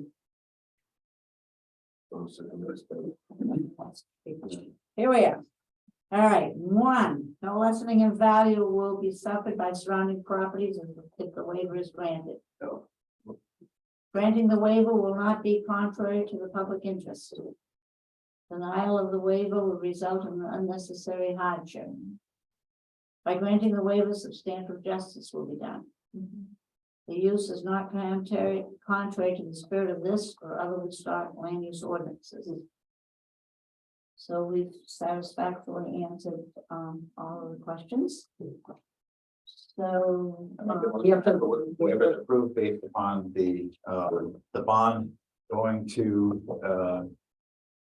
the selectmen prior to the building permit. Is that how we? Right, with an estimate From the engineer. from the engineer as to the appropriate amount. And the building permit will not be issued until that amount is agreed upon. All right, down to the roll call. Margaret? Yes. Lee? Yes. Yes. Scott? Yes. Christina? Yes. Bonnie? Yes. And Igor? Yes. Okay, we have successfully addressed the waiver. We also need to address the application. Now we need to vote on the application. Yeah, it's just what I was gonna say. I Are make we motion- ready to motion. vote on the application? Yeah, we accept the application with the waivers. Okay. The conditions Yeah, with the conditions. Yeah. and receipt of the things we requested. All right, we have a second, Margaret? Madam Chair, Yes, we have applied for a special use permit under your zoning ordinance, so I think you need to approve the application for a special use permit. oh, we've got another one. No, that's. It's the same. Right. I'm adding language to what. You're saying, we're saying the same thing, I'm just getting a lot. All right. Specific, yeah. So you want that language included? Especially the board needs to vote on a motion to approve the application for special use. That's what your zoning bylaw requires us to do. Okay, All right, is that the motion? That's the motion. Second? Yeah, what, great. let's make that. All right. Roll call? Margaret? Yes. Lee? Yes. Catherine? Yes. Scott? Yes. Christina? Yes. Bonnie? Yes, And Igor? Yes. and you will give us copies of all of those other studies you have to do for the archaeological and Yeah, all that. it would be appropriate for the board to put a condition that we provide to the town the results of the NEPA analysis prior to the issuance of the building permit, but Okay, so that's. yeah, I'm saying yes, that's but- what I was yeah. kind of driving at, that there are some other agencies that need to rule in on it before. We've done. So our- that's a condition that have, before the issuance of the building permit, we need the NEPA analysis. NEPA NEPA analysis. analysis.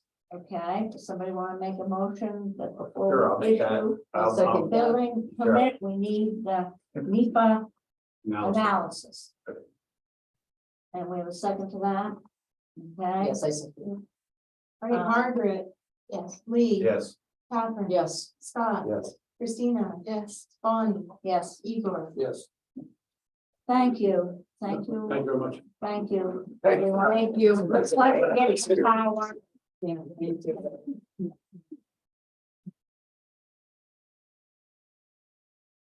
And thank you, Francis, Thank you, Francis. for making sure we. I got a paper if I don't, that's it. I'm making an off the record comment You can make it on the record. on the record. All right, Okay. You know where I live, yes. on 175. I was, text me, no way. Go for it or don't go for it. Right. Except for the neighbors. Mhm. As far as your visual content, I can see the tower behind your house from my house, and I can see the tower at Russell Pond from my house. It has not affected my lifestyle at all. Okay? And I used to be a seasonal camper in Connecticut, we had a tower. You don't sit there and look at the tower. I agree. I just wanted to. Thank you. Tried to get up there, but you guys started putting up there. Thank you for your comment, and by the nature, they do stand up. Yeah, they do. They do stand up. But now you kind of ignore it. So you don't, that's, and I was gonna say, I said to them, And I did not vote. Actively, Holy I'm cow, gonna it's being use it. selling. 20 years ago. I'm glad you made it. People vote. They don't. I walked through the French Quarter to the ocean.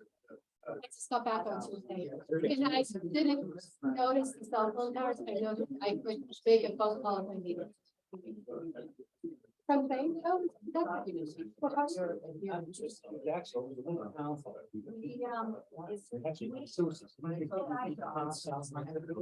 Let's keep going. Yeah. Let's keep going. How quick can you make that? No, come on, just kidding. We have a bit more business, but let's go straight to the Yeah. 15 Scott Hall. Okay, one quick bathroom break, and then we'll be happy to hear whatever you come to tell us. Nice to meet you, Christina. And I think you found Scott, I'm happy very for you. After I figured that. interesting and thorough and. Nice to meet you as well.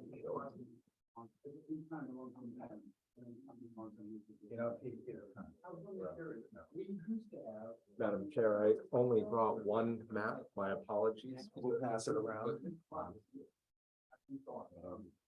And I'll wait till the gentleman comes back before we get started. Well, we thank you for coming to see us. And your patience. Yeah, sorry, riveting. I'm sure it was. We can see by the way the room cleared out, we're not being attracted. That's a good thing, probably. We can make that happen if you'd like. They didn't even bat an eyelash that the Forest Service is walking in with this discussion. Is this We the could've- map that you sent us in the mail? Yes, it is. We could have drawn you into that Yeah, conversation. we could. So, well, what do you say? Visuals are always, it's an intense part of our process as well for a lot of our management activities. That's probably a lot of what you have to worry about. A lot, Because we have an individual on staff. That's their primary. but you know, with cell towers, you've got that public need, that public good, that public service, that safety concern. That kind of trumps a little bit. Individual rights bit, because it's serving a public service. All right.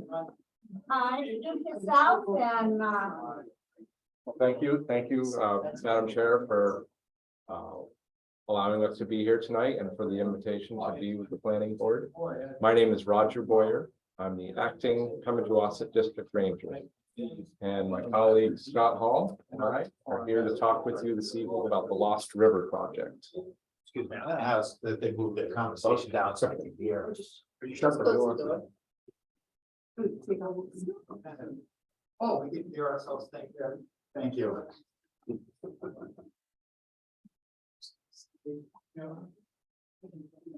So I'll give just a brief overview of the Lost River project and then very brief. And Scotty will talk a little bit about NEPA, which I understand you just had some exposure to, the National Environmental Policy Act. and then kind of our projected timeline for the Lost River project. So we're in the very early stages of project development. We've met with the Woodstock Select Board, the Lincoln Select Board, and then we had a meeting that was open to the public in Lincoln. We invited all the abutters to the Lost River project, which on that map there that's getting passed around, essentially the large green blob in the middle is the main area where the project is. The green blob to the north is also part of the project area as well. So those are kind of the meetings that we've had to date. And the reason for this project, this is similar to many other projects that the National Forest conducts. And we're looking to implement our forest plans. We have a guiding document, much like many towns have. It guides our goals and objectives of how to manage the national forest. And so we're looking to manage this piece of ground in the Woodstock area. And part of that process involves looking at its current condition and comparing it to the desired future condition that's outlined in the forest plan. So some of our objectives typically include and do include on the Lost River project, providing wood products for the community at large, not just Woodstock, providing wildlife habitat, providing accessible recreation, and looking at the infrastructure and seeing if there's a need for upgrades and improvements.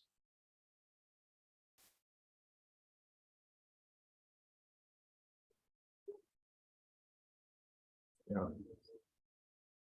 So some of our wildlife habitat objectives typically include diversifying the forest types. So we're trying to create an abundance of different habitats for different creatures, bear, deer, moose, etc.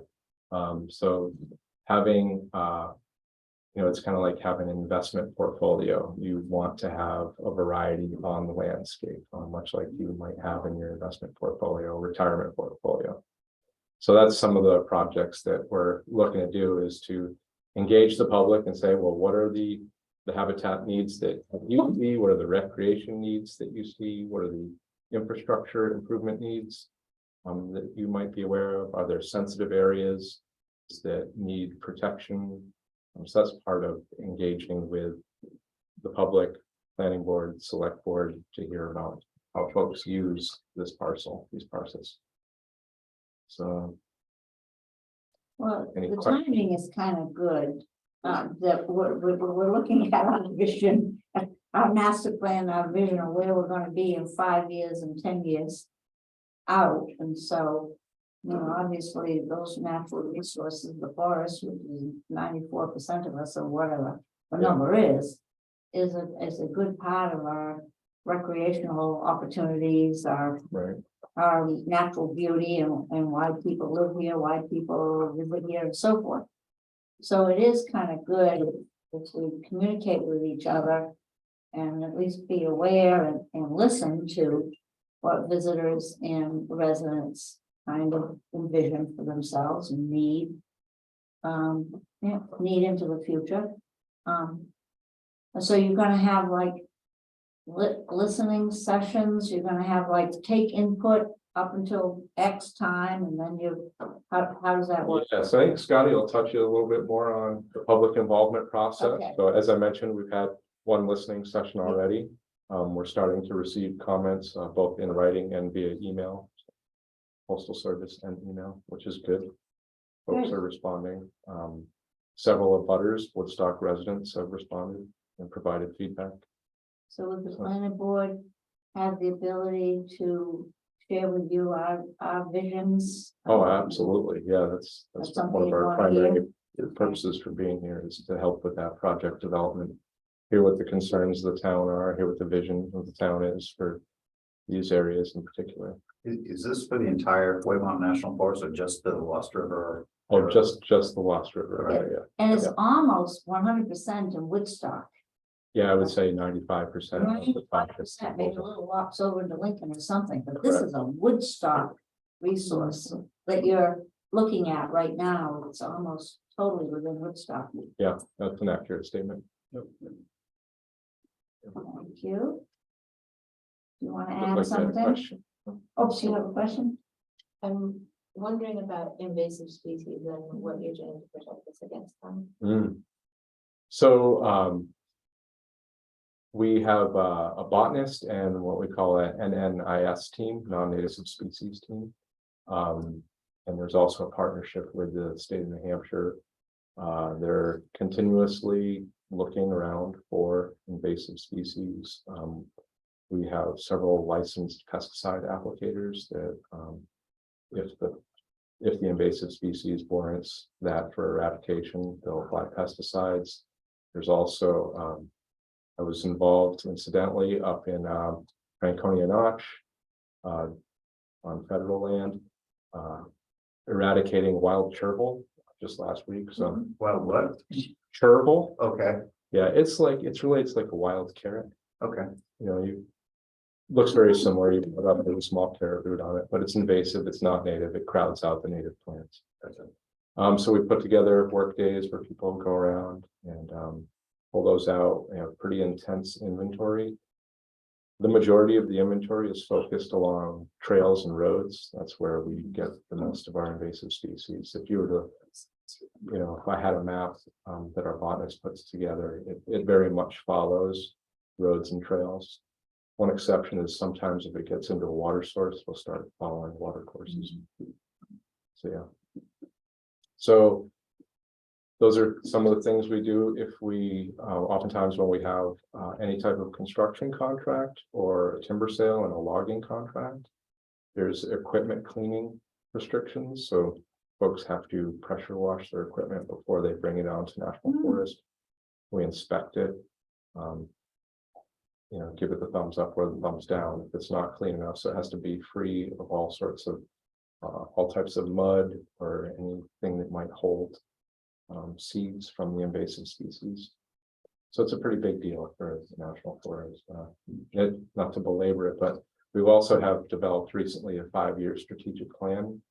And one of the key goals in that 5-year strategic plan is invasive species monitoring and eradication. You know why some of the trees are looking like they're dead? Yeah. Leaves? Yeah, it was. So yeah, about 2.5, 3 weeks ago now.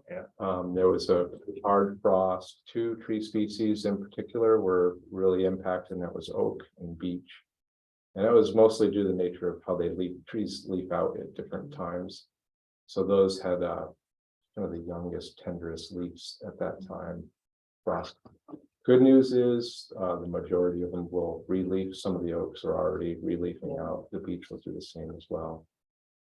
Shouldn't be an issue unless there's another frost event or if a defoliator, some type of bug that eats the leaves. They won't be able to leaf out a 3rd or 4th time in one season. It just takes up too much of their energy and their starch reserves in their root system. So that is something for us to watch.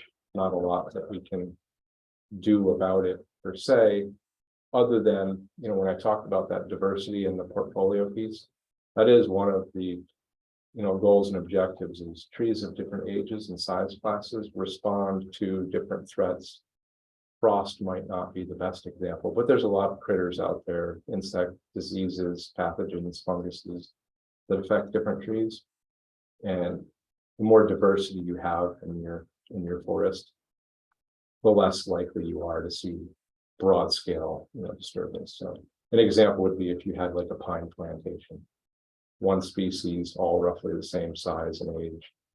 If an insect moves through there, you're probably going to lose that entire stand of trees, versus if you have a more diverse stand that's in a more natural setting, bunch of different tree species, oaks and pines and beech and ash and whatnot, you're more apt to maintain some level of function, we call it, or it'll still be forested. Maybe not 100% of all the same trees, but that's one of the important things of having a diverse forest. So I've All right. taken up enough of your time. I'll let Scotty talk about our planning process and timelines. Hi, so, Madam Chairman, thank you, members of the board. I'm Scotty Hall, I'm the forest even planner. So just a real quick rundown of what NEPA is. I'm glad the other gentleman kind of introduced it for me. Thank goodness he reminded us to include that in our approval. Yeah. So NEPA is it stands for the National Environmental Policy Act. It was a law passed by Nixon back in 1970. And it has two basic functions. The first is it requires all federal agencies to take a hard look, is what's called, at any potential environmental impacts that may happen or as a consequence of their actions, basically. And the second is to inform and gather public input on those actions. So here during the Lost River project proposal developments, we're early in this of it. So we're gathering early public input. So we can look at look what we need to do and then look what the public has given us and make an initial proposal. So when we make that initial proposed action, we'll go out for what's called scoping, where we go out with our initial action to the public, and then they give us our input on that action. What they agree with, what they don't agree with, what they want to see happen, what they don't want to see happen. So we take all that, we do our effects analysis on the ground. So all of our different resource specialists look at water quality, soil productivity, wildlife habitats, the wildlife species in the area, the shape of the roads and the trails. Then we do our analysis and then we make an effects determination and we put that into an environmental assessments. Then we take a draft of that, put that out to the public for a 30-day comment period. So the public will have 30 days to comment on that draft and assessments and say if they agree or don't agree with it, what they want to see changed or what they like. Once we do that, we'll take all that inputs and we go out, we'll finalize the assessments and go out with the draft decision notice. That draft decision notice period will be a chance for what's called objections. So if the public does not agree with, or in some cases if they do agree with, but mostly if they don't agree with the decision, they have 45 days to object. To say, I don't agree with your decision and here's why. So we have a total of 90 days to get those objections and then respond to the objections and then finalize the decision, make a final decision on that proposed action. So after all that, we'll go with final decision notice and let the public know this is what we decided to do. And then from there we can implement. So yeah, that takes about a year and a half, sometimes 2 years, depending on how complicated everything is. So yeah, we're in the early stages right now of public input. We should start scoping. I thought it was going to happen this month. It's looking more like July, maybe even August at this point. So yeah, any questions on our process or timeline? No, but I'm happy to hear that you want our input and Yes. listen Yeah. to us. We can talk it out at another meeting. Yeah. We'll come up with our list of concerns and things that are important to us at another day. Yeah, there's a chance to think about this. That's right. Think about it. But it fits in with our vision and No, we're definitely looking at does. everything to do about Woodstock, every Well, aspect. thank of you it. guys, it was great. You perhaps noticed at the public meeting that it seemed like a lot of the abutters to the project area, Scotty mailed all the abutters letters. Yeah. Some of A you few may of you have might have done, so I received. The vast majority of input and interest seem to be around the recreation. Right. Mhm, yes. Cross country skiing, hiking. Yeah. And that would be Camping our- along Elbow Yeah. Pond and, yeah. That would be important to us. And are you okay with this cell tower? I mean, you didn't say anything, you were here and nobody put you on the spot, but Oh, yeah, does this at all fit in? They're not gonna with say. your- yeah, I mean, that's, Yeah, clearly no, you no. guys are the ones with the delegated authority to make those decisions. Well, thank you. It sounds like a great project. We will have to take the cell tower into consideration for cumulative effects. It's another action going on in the area that we're gonna be So working. you would factor in its existence Yeah. into your Yep. study. Yeah, it's what's called the reasonably foreseeable action. So yeah, our really, and it probably won't have any effect on anything we're doing, but we do have to consider it. And do you address communication and other types of aspects or you do just strictly environmental stuff. Strictly environmental, so like the Lost River project would not, unless there was a proposal, then we would. Look at the proposal, like if someone proposed some type of. Communication tower or something on national forest, we would compare that to our guiding document forest plan. See whether or not it fits. So you are the person or you guys The are the agency, people that yes. would be reviewing that. Yeah, not me personally, but we have a Yep. permit review team with that. authority. Yeah, it's interesting. Huh. You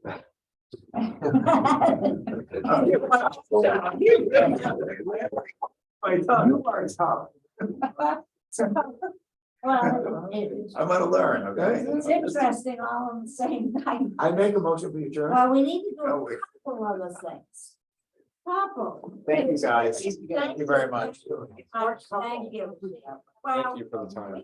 wait on, wait to approve the minutes if you want. We don't need to hear the reports from you. We do need to announce the meeting date for our downtown, our next subcommittee meeting is Wednesday, the 28th, 5 p.m. at Scott's Place, the Woodstock. When is it? I'm sorry. The 28th, 5 p.m. I think I'm calling them. at the Woodstock Station. We can move it to the 29th. I don't know. I'm not sure. But that's, we're going to Don't move it on my, really, don't move it on my. we're gonna really invite everybody in the downtown business owners and us, the planning board, to see what ideas we get from them. But that's the next thing we have on that agenda. We can skip over the minutes or approve them. I might make a motion to approve the minutes. What, even though I wasn't here, so I have to abstain. Were you here on the 10th, April 10th? Because we haven't been able to approve those minutes Yes. because that hasn't Yes, I been. was, Okay, those because we didn't have enough people. All right. Somebody makes a motion, April 10th. I make a motion, April 10th, we put the minutes. All right. All in favor? Abstain. Aye. Abstain. All right. I was here. Motion passes. Did we get enough votes? You wasn't? Oh, my gosh. You weren't. All You right. weren't. You I make a weren't, motion you for weren't. the May 8th minutes. So we don't have a quorum on that yet. All right. We get the 8th. We'll try Right. that. Motion in a second. Motion in a second on the 8th. Second. It was already second. Okay. All Margaret. right. I thought you wanted somebody in a second. We're getting some areas. Yeah. So, all in Yay. favor? Yes. Yes. Yay. Yay. We got that one, but the Yeah. 10th, we didn't have enough people here. to Get that one. I If don't they think. abstain from May. Quorum present. We don't have a quorum. I think you need a quorum of those present. I have no idea. I don't know. Anyway, we'll wait on the 10th. Anything else you want to do before we adjourn? Motion to adjourn. All Second. right.